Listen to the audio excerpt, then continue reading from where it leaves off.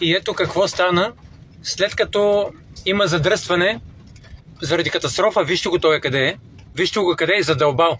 Спряло е това такси, задълбало е и колата му буксува. Просташка работа. Та в момента караме в насрещното, поради това, че дойде полицай и ни помоли да караме в насрещното, да се измъкнем от трафика. Ето го другото платно, където трябваше да караме. Това е платното посока Златни пясъци. Така. Откачена работа, а? Даже чакаме на светофар червено. Ето го полицая там. За първи път живот се кара в насрещното с позволение на полицията. Но такава е ситуацията.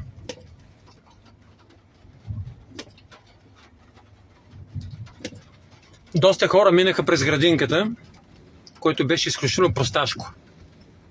Не можаха да изчакат 5-10 минути да дойде полиция да оправи работата. И така, живееме в такъв град. Въобще в такава държава. Малумни хора.